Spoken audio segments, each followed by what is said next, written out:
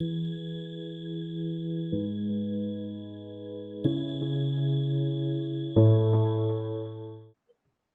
hello everyone. Welcome to the second edition of Newton Speaks, conducted by the ISTE NITC Students Chapter. This is our monthly webinar series where we invite a guest who has made a significant contribution to our world, indeed a pioneer like Newton. Today, we are joined by one of the co-founders of a very frequently used site by us, college students. Even though HackerRank is just over 10 years old, its reach all over has been enormous.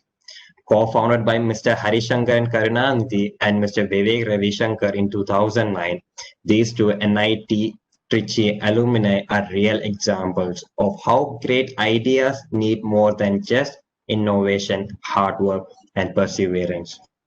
So enough from me. We are all eagerly waiting to know the origin story from Mr. Harishankaran himself.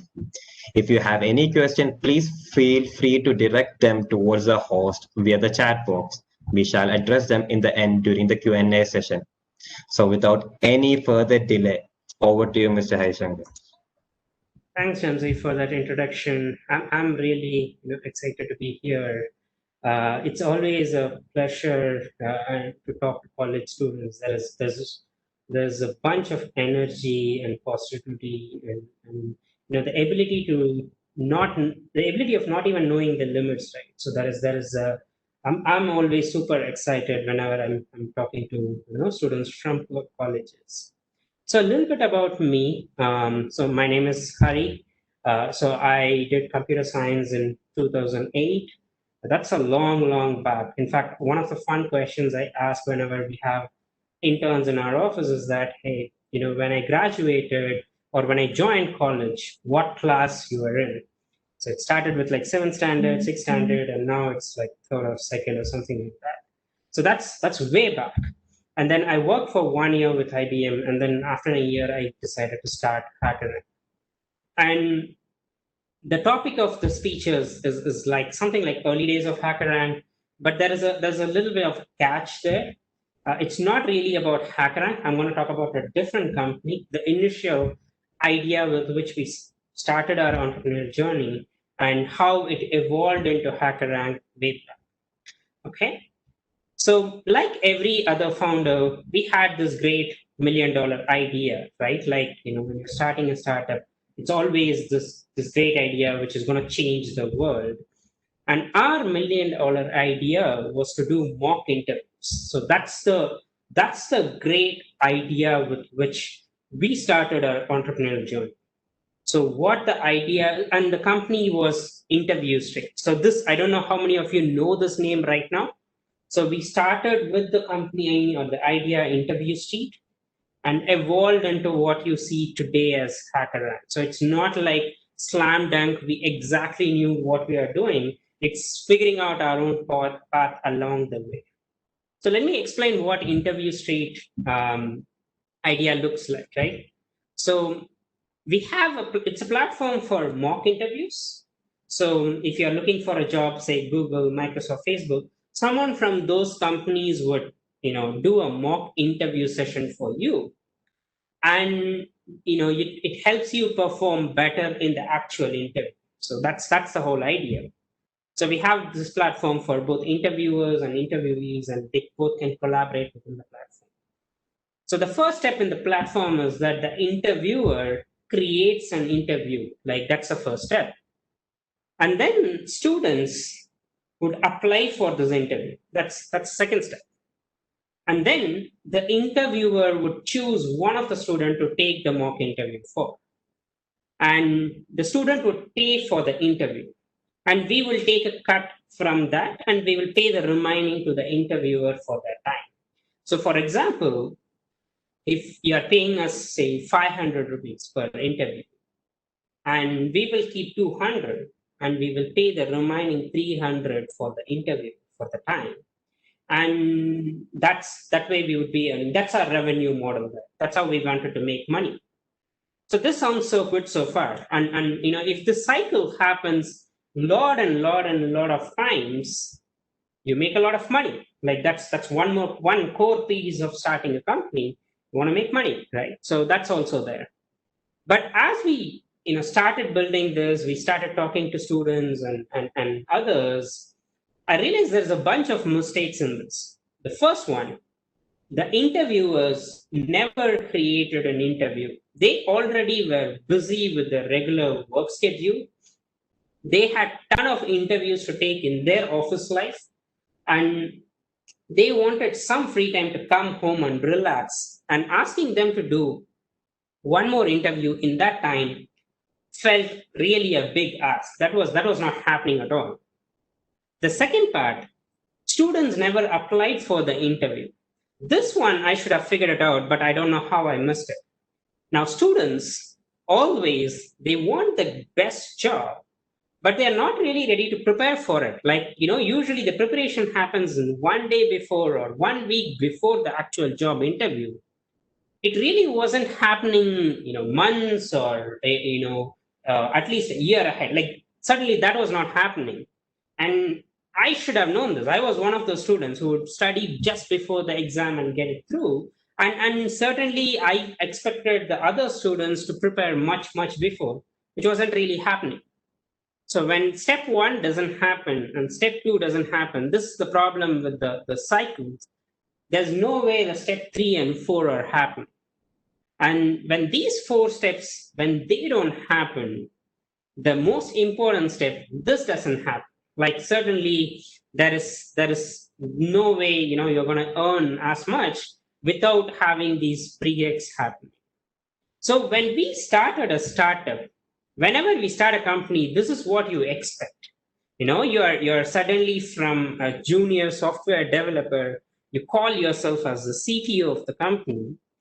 Your friends are super proud of you because you started this entrepreneurial journey. There is certainly some amount of fun thing, which is the proud moment. But when this is like suddenly you're gonna become super rich. But the reality was that we actually made 4,000 rupees in those 15 months. In the first 15 months, trying to do the mock interview platform, all we made was this 4,000. Right now, even this currency is not valid anymore. But in total, the company's entire revenue was 4,000, and funnily enough, 50% of this 2,000 went in the treats for the first customer we ever got. So we burnt like 50% of our first revenue trying to treat ourselves because we got the customers and celebrating the occasion. And now we are stuck with like another 2,000 for the remaining 15 months. Now that was hard. Like that's something we really didn't expect when you are starting an early stage startup. We thought it's all about building cool features, building technology, going and students would take this as hotcakes, but certainly that wasn't happening. The next, certainly after wasting 15 months, it was tricky. So we took up as much as the state was like, we will do anything to save the company. So one of the things we used to do along with the mock interviews is that we used to go around colleges in Chennai, around Chennai, in Tamil Nadu, in Karnataka, and we used to go and teach there for like 1 or 2 days of how to clear a job interview and how do you prepare for your programming rounds at the job interview and so on. So we did this teaching over the side so that we can sort of make some money. And we could keep the company moving. Like we don't want to shut down the project we've started because we didn't have enough money. And trust me, so far, it's just 2 of us. There was no employees. We didn't hire anyone. It just 2 of us trying to figure out something so that we can start building the product.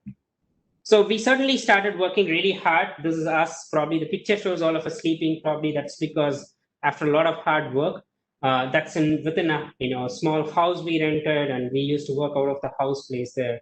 And some of the early screens of interview studios, all you can see in that page.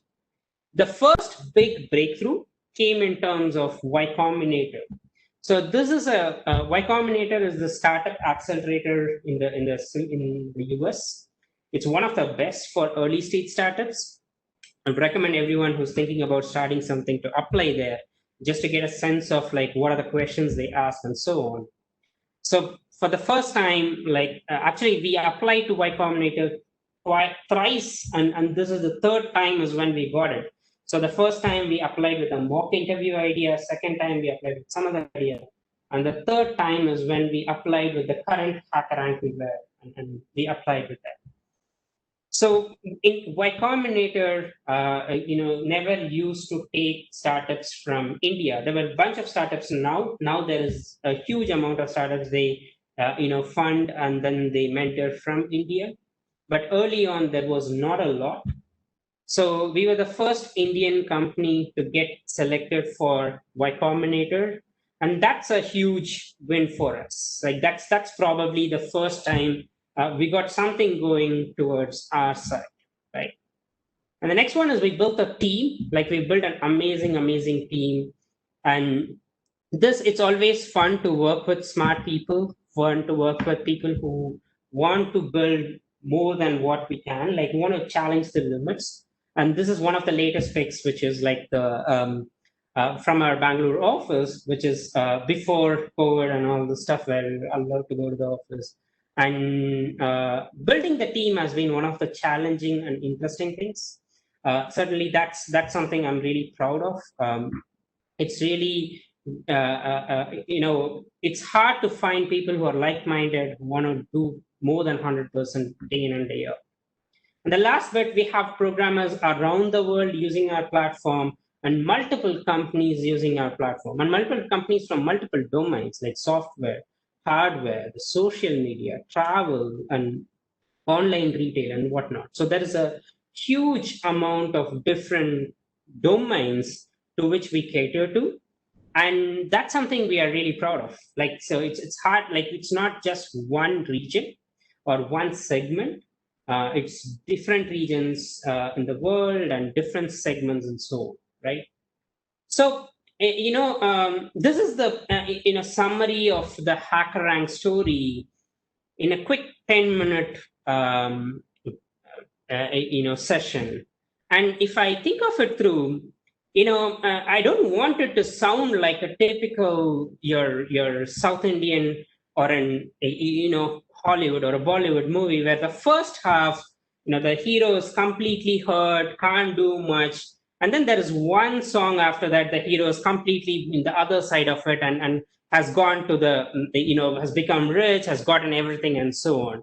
So this is not one of those story where I'm saying like, okay, the first half is where you don't have anything at all, nothing going against us. And certainly there was not a 3-minute song in between, which changed everything for us. There's a ton of work which went in to make it the company what we are now.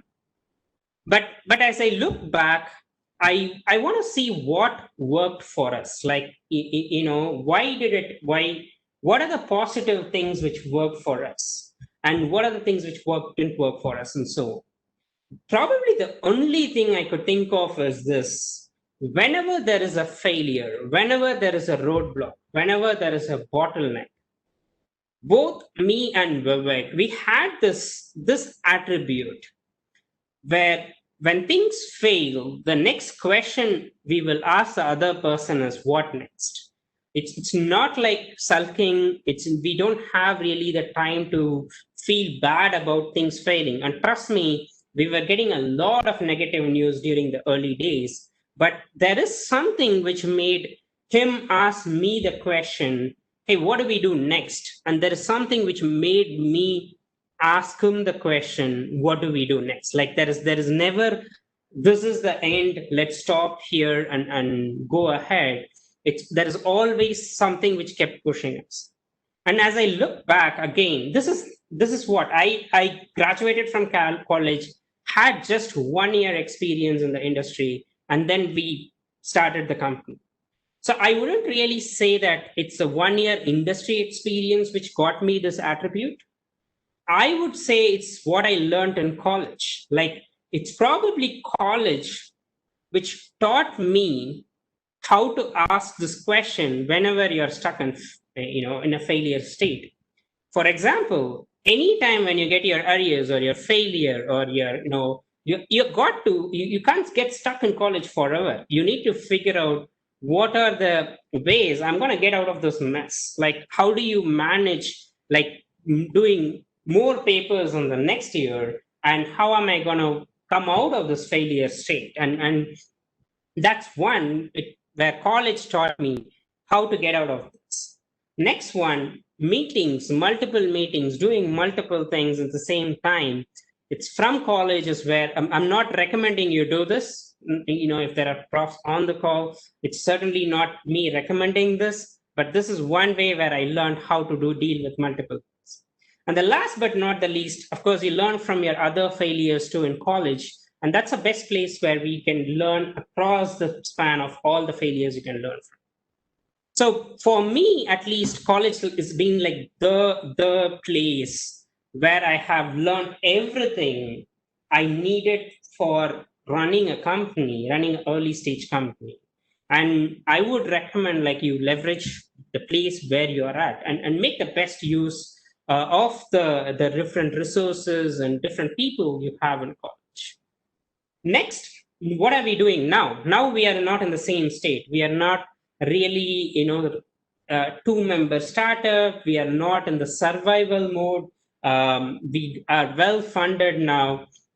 Now the way we work, the way we operate changes a bit. It's certainly different stages of the company.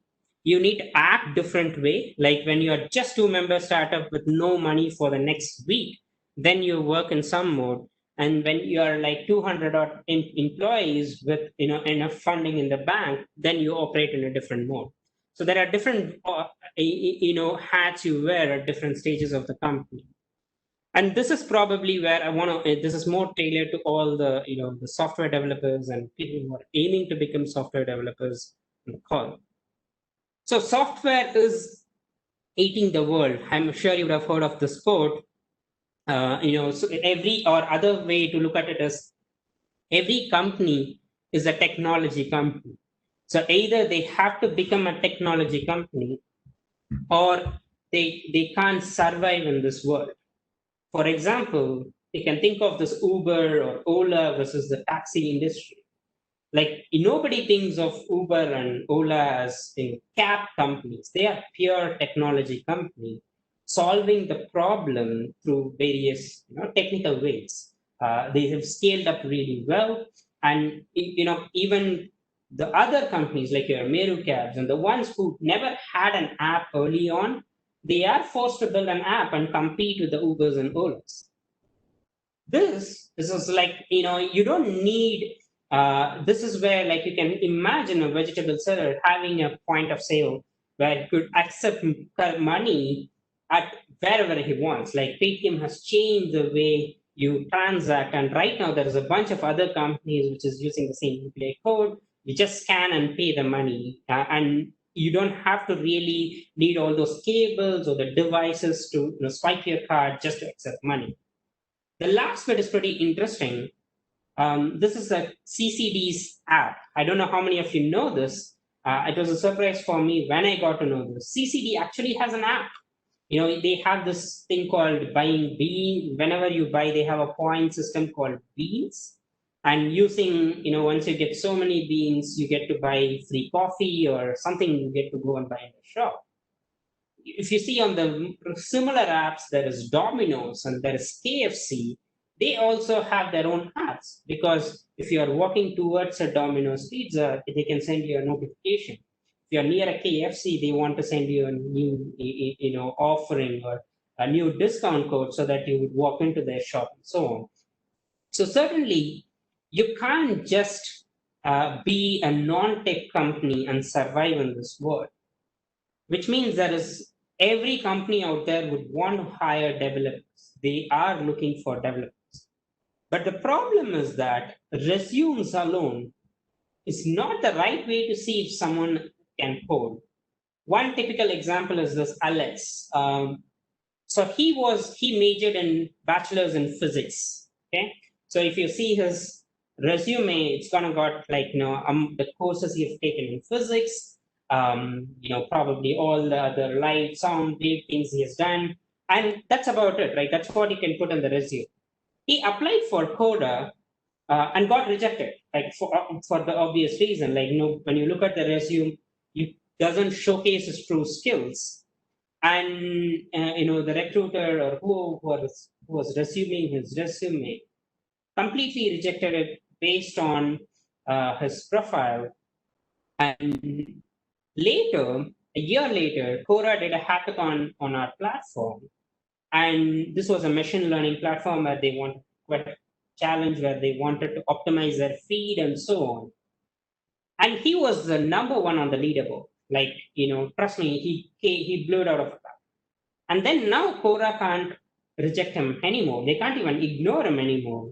They offered him a job and he was working in Quora the last time I heard from him.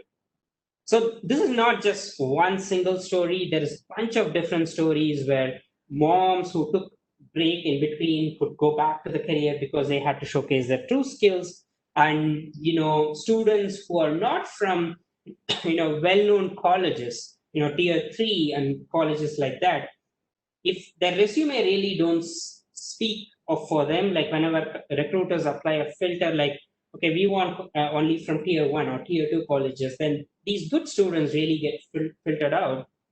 And that's what we want to change. Like, we want to build a platform where developers can showcase their skills and we could match every developer to the right job. So suddenly you can see that the early stage was like survival.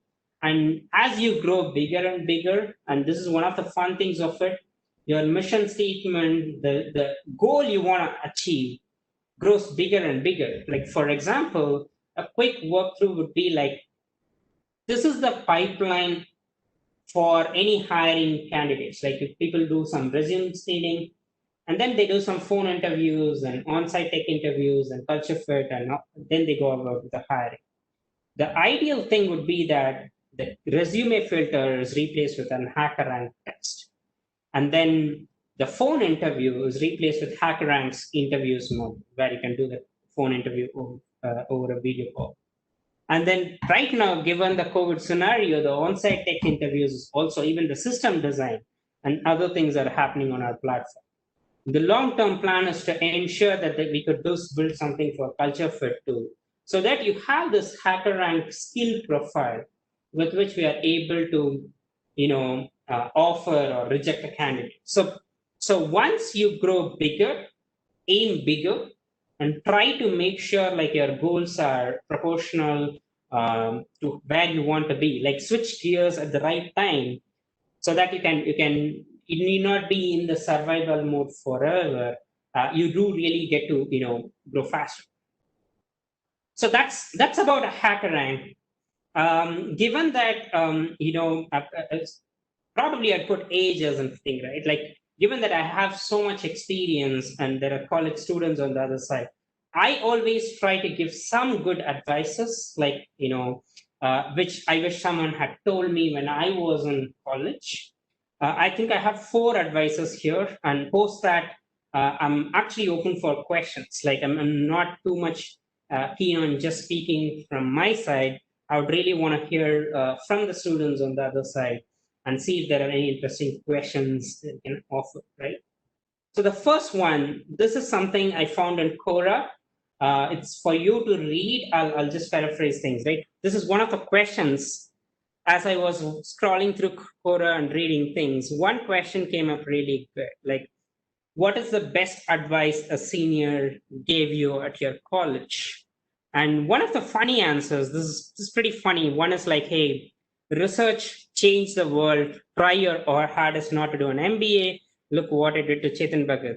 The second one is, don't just look for the person who pays you the most. And that's what I wanted to focus on. Like, it's not always about the money. Certainly the money part needs to be taken care of. Like, I'm not saying don't join a company which pays you the least or below your bar. But, I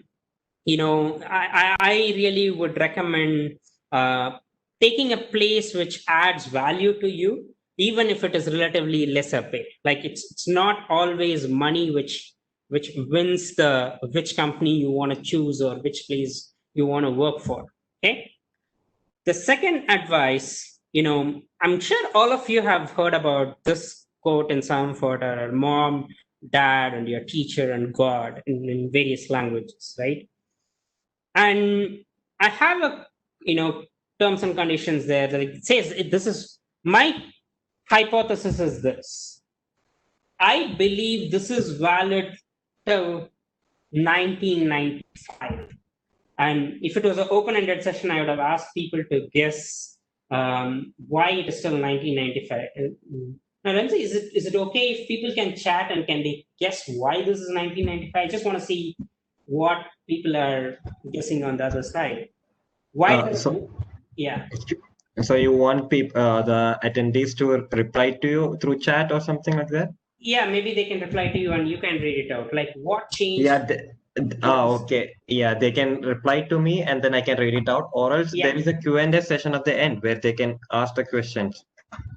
Yeah, that's for their Q&A. This is me asking them questions. All right. I want them to guess the answer. All right. Right now, for the time being, I will allow them to reply to you directly so that you can see the answers. Is that fine? Yeah, that's fine too. All right. Okay, I have. You will receive the answers right now. Okay, I'm not sure where I'm going to see it, but let's see if I receive something somewhere. On the right hand side, maybe, or else they can reply to me as well. Yeah, that will be better. If you can reply to Ramsey, like what changed in 1995? Hopefully there are a few answers there. Any guesses? What changed? Like there are 4 components there. That is your Vikas Badami has replied that globalization and internet. Globalization and internet. That's pretty cool. That's very close. And Sanath has replied that India joined WTO. Okay, that's not okay. Let me answer. Is there one more last answer we wait for, and then we can talk? Java was released was one of the answer by Love Push. Okay, no. Okay, so this is probably the thing. 1995, things changed, and after 1995, you have this, right? Like that's what I would say. You have Google now. There's a bunch of and truth be told, even I did it in my college days, so I don't blame the students now.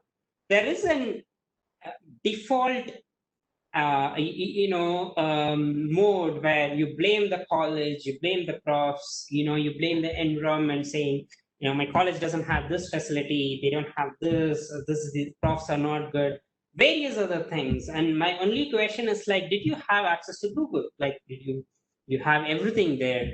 Were you able to learn from that? And the question completely turns around. Like then people realize, yes, it's not for the college or profs to spoon feed them. It's up to them as adults to go ahead and improve their career.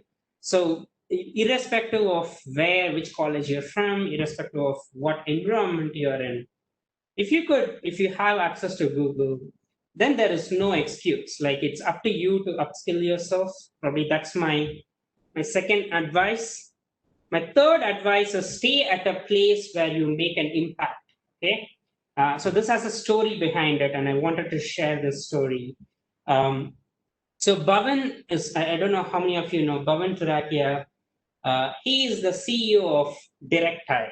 Okay, so by that he owns, let's say he used to own Zeta, he used to own CodeChef, DirectTie, and I think there is a Flock and multiple other new things he built. So he's pretty famous in the software industry. So we were working with him in 2012 to, so that he can use our platform. So he wanted to hire using HackerRank, or at that point it was Interview Street, and he wanted to, build his developer network through this. So we had this early engineer called Akshay at that time from our team. And whenever Bhavan requests for a feature, whenever Bhavan is asking a question, before even me and Vivek could answer, Akshay would respond and make sure that Bhavan is taken care of, is happy with the response. And whenever things break, you go ahead and fix this and give a very, very super quick response. Okay.